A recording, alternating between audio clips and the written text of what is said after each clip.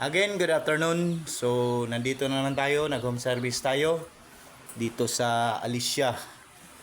So, may gawa tayo ngayon, LG32. So, ang problema niya, same as usual, wala namang display. So, anong dahilan kung bakit walang display?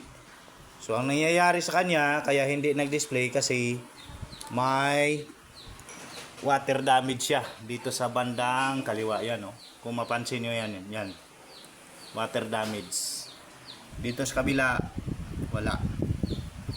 So, sa ganitong paraan, so, same as usual pa rin. Kailangan mong alamin kung ano ang sanhi, bakit hindi siya nag-display. So, sa ganitong problema, may idea na tayo kasi dito sa bandang kaliwa, pag nakataob, dito natin makikita yung watermark at saka dito sa kanan wala siya. So, kumbaga home service tayo, direct to the point yung ano natin, kumbaga yung galawan natin. So, sa mga co-technician dyan, shout out sa inyo. Alam kong basic lang din to sa inyo. So, alam ko na nandito yung tama sa kaliwa, yung watermark. Kaya nag-focus ako dito sa kaliwa. So, ngayon, kumbaga, galawan namang ano na yan, yung technician talaga. So, dito sa kaliwa, nag-focus ako dito, yan o. Yan. Hindi ko lang masyadong i-focus kasi ano din yan, confidential din yan sa mga technician. So, ang problema niya dito sa kaliwa, sanhi ng watermark. So, ngayon, tino-troubleshoot ko na siya. Nagbilad pa nga ako sa araw kasi hindi ko matesting kasi gawa nga ng yung satellite dish nila disalign. Kaya ginawa ng paraan, ayan o. Ayan.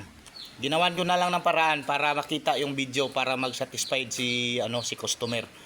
So, sa katapatan ng araw diyan ako, nagbibilad ako para lang makakuha ng signal or kaya yung video. So, ngayon, nandito na tayo ngayon sa kumbaga the moment of truth. So, hawak mo na, gang. Dito, gang, hawak, gang. Yan. Diyan, dito sa kabila, diyan. So, testing na natin. Nakabaliktad lang siya, no? Kasi hindi ko pa binalik. Pero, ibabalik natin yan.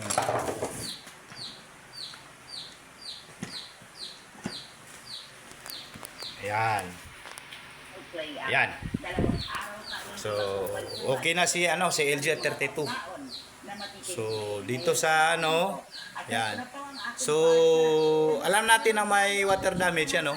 Klaro-klaro siya ngayon, no? Yan, nasa corner. Tapos may konti siyang guhit dito sa bandang gitna. So, reaction na yan sa panel kasi gawa nga nang nabasa siya. So, sana may natutunan kayo sa video natin ngayon. So, hanggang dito na lang. Ayan ang may-ari. Oh. Shout out, ma'am. Yan. At saka yung alalay niya. So, hanggang dito na lang uli. Sana may natutunan kayo sa gawa natin. Peace.